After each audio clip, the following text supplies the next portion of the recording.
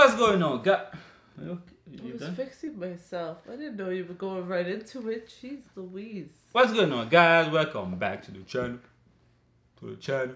I'm C. I'm P. Why you laugh? Because you were like, to the channel. To the channel. To the channel. To the channel. Today we're going to be reacting to another cut video. It's called My Mother-in-Law and I Play Truth or Drink. I love these kind of cut videos. I know you love those games, you know. I love these. I have especially this drinking games. Shut She likes drinking games. Because she likes to drink. Can I freaking speak? I'm gonna smack you on camera. Drink, she's gonna be like, oh, drinking game. Go ahead. Ah! Oh, you pounding over there? Alright, go, drinking games. I actually have a few games that are similar to this. I find them very interesting. It's hard to do it when you're with somebody like me and him, because we'll just always tell the truth, so that there's no fun in that. Yeah, it's no fun, right? Because we don't really like... Yeah. Last time we played, it was like boring. I barely ever drank. I was sober. Something wrong with that, okay?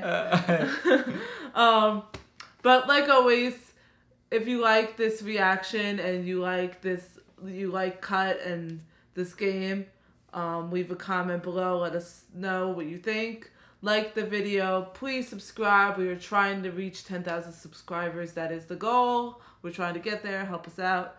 Also, ring that bell so you can get notifications for our upcoming videos. We drop a video at least once a day. And if you like us working to those kind of videos, you know, send us some recommendation for this kind of videos and stuff. And tell us what you think about this one. Right? Yeah, let's do it. Cut.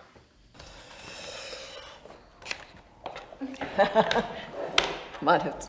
Before we start, would you do this with your mother-in-law if you had one? Yeah. Would you do this? It'd be very fun. How about if it's some personal, like weird personal stuff? Then I'd be really drunk. Take a shot here, hey? Would you watch your daughter and me make love to end this pandemic? To end this pandemic. Oh my god. Hi, I'm Matt. This is my mother-in-law, Anne. Married to my lovely daughter, Kate.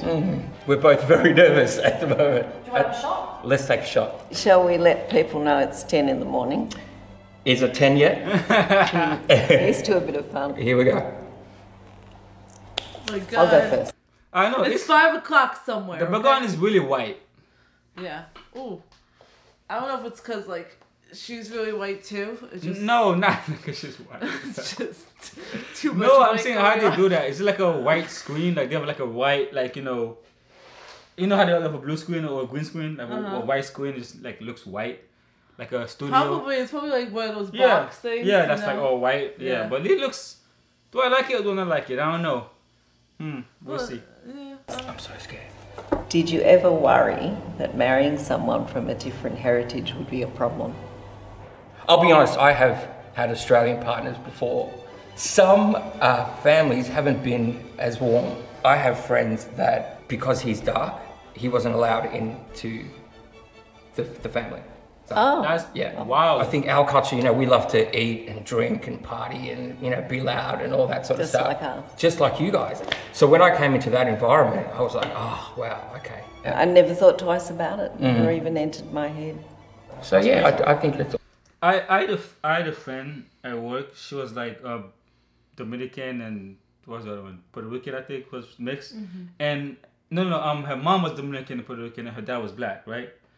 And so she was like black Puerto Rican Dominican mix.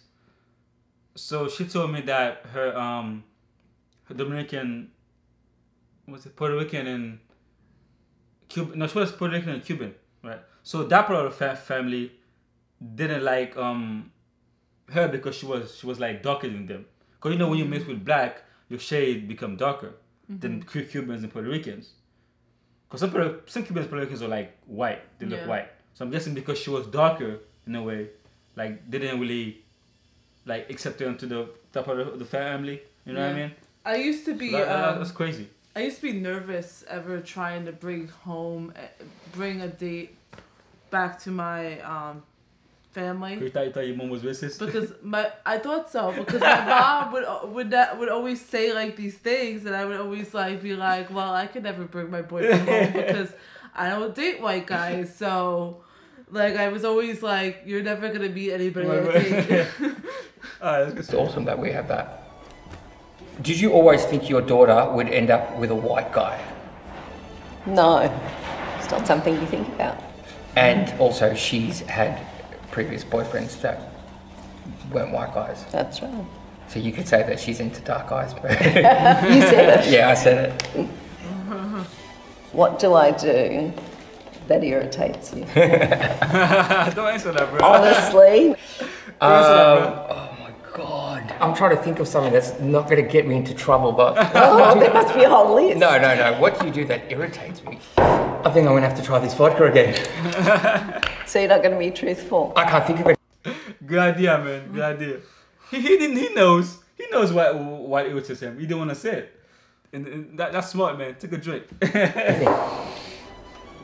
Cheers. Would you watch your daughter and me make love to end this pandemic?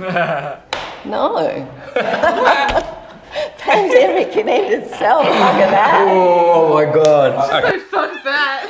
End the pandemic. Could you imagine? Oh, Would man. you think your mom would? Oh my God. To end the I don't know what my pandemic? mom would. I don't know what my mom will do. Probably not. Seriously, you know. Oh my God. My mom wouldn't. Save a lot of lives, okay? My mom doesn't even like talking about it. She's like, I'll be like, oh, I have to take my pill. She'll be like, I don't want to hear it. I'm like, it's a pill. I'm like, calm down. Alright, let's continue. Can we move on from that? Good idea. Damn, this is getting interesting now. If I wanted to try drugs, would you help me and would you join in? This is a secret question to try to find out if I'm a drug dealer or not. And would you join in with me? It's two questions. Yeah, I would for the fun of it. You would? Yep. Okay. Well, I won't be asking you. Have you ever heard anyone say anything racist about me? If yes, what did you do? And what is their address? No. I haven't heard anyone say anything racist about you, but I did get some feedback one time. Oh, yeah. We had a function. Oh, yeah. And all your family were invited and our family. And this older person who's not with us anymore, he said, I've never seen so many Indians in the one spot. What did you say? I mean, is that racist though? Cause think about this, right? If you go up in an area where there's not a lot of Indians, Yeah. I mean, after that, I think that's just curiosity or just like a observation. I don't think that was specifically racist, unless he was like, "Oh, they don't belong here." You know what I mean? Maybe it depends on, maybe it's like one of those things where the sentence itself isn't racist, but how he said it was racist. Yeah, how he said it might be racist. Yeah, okay, I understand. Yeah, cause your Your body tone, language and your tone and body states language a lot. can really, it speaks more than what you say actually. Exactly. You know what I mean? I just said, that's very disrespectful spot. What did you say? I just said, that's very disrespectful. Yeah. And he said, but it's true. And so then he started making a joke of it, saying like, well, they're all Indian and they're all here. Yeah, but that's not the tone that I heard it in, and I didn't like that. Oh, there you go. She just said it's not the tone. Oh, so She was like, he tried to make a joke of it afterwards, but she was like, that's not the tone I heard at first. Yeah. Because you can know when somebody's joking, like Yeah. a joking tone, you know? You can tell. What's the most difficult thing we've overcome together, or that you've helped me with? The first family holiday we went on when you collapsed. That was scary. You called us into the room and you were really weak. Katie was on the floor and you were in between her legs. She was holding you from the back. And I'll never forget this because she looked at me with a face like, help my mum, help me, just help me. She was just so scared. You were lifeless at that point for me. Yeah, I know. I don't know if you remember my voice, but I wasn't hitting you on the face or anything, but I was really sternly trying to just get you out of this and just saying, Anne, talk to me, stay with me. That was scary. That was That's gotta be scary, though. I have a similar thing that happened. That's gotta be scary, though. That it's very scary. You Yeah, have no 'cause idea. you don't know you don't know if that's the last time you ever, you know what I mean? My mom had a seizure in front of us. That's crazy. Right in front of me and my sister. Phil was in the bedroom. Her eyes rolled back and she started seizing in the chair. I ran and got Phil because he's a retired medic. My sister was with her for the most part. Scared the shit out of my sister because she literally saw the eyes roll back. And it's a good thing everything. that, you know, the worst thing is you don't know what to do. That's the worst thing. But in my You know what I mean? scenario, we at least You're had a smart, person exactly. who was a retired medic. He came in, he was like, all right, you grab her feet, we have to lay her on the floor and elevate her feet. So We have to blood have the can- blood rush to her to her- brain. That's the only way to snap her out of it. That's But crazy. it's the scariest thing Yeah, to it's ever witness your mom go through something like that. Scariest thing. It really helped. It was good. I think you carried me. But I was scared. Yeah, it was awful.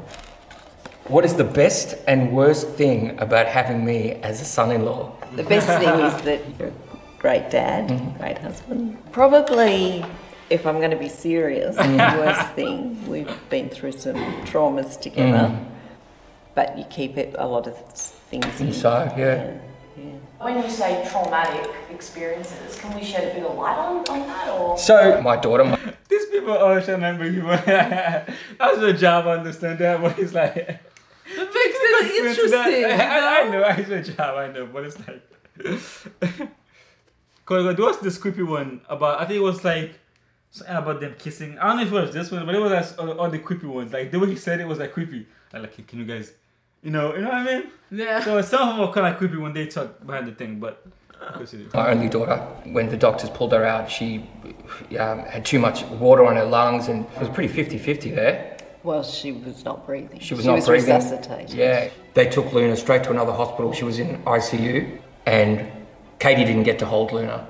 And the moment she did, I remember the nurse handing her to her. She was connected to about 50 different leads, and she was pulling everything apart. And Katie had that moment where she held her. I've got it on film. It was amazing. We got through that, and then not long after that, Cass, my sister, was diagnosed with stage 4 lung cancer. Ooh. It happened really quick. In the end, Cass only had really a year. One. So that was a big thing for our family, and huge. I feel better when I do express it and when I do talk about it. Yeah, it's a relief. And I don't do that That's- enough. Cool. Nice. Perfect. Thank Thanks, you. guys. Thank you. That's it. Well done, guys. Really appreciate it. Just leave everything there. Yo, I think one of my, like, I think I do not speak, like, I don't like talking about traumatic things that happened to me. I just, I don't know why, I just don't really, I don't know. But they say it's the best thing for you is to talk about it and let it out with somebody that you feel close with.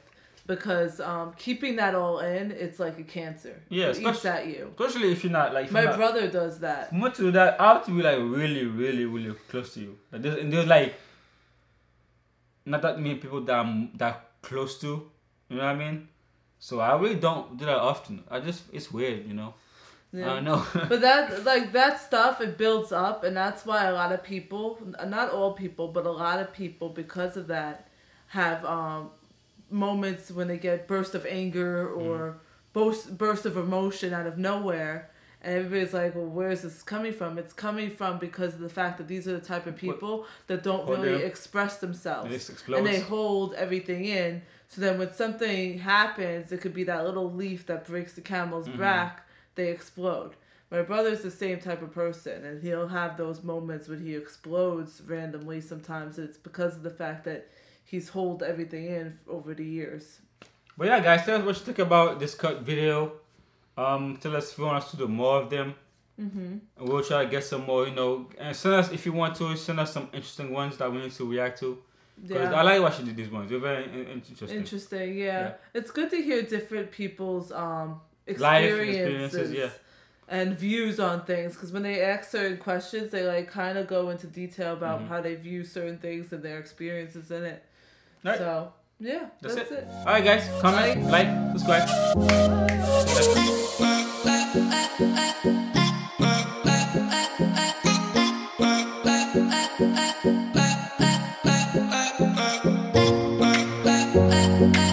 Bye.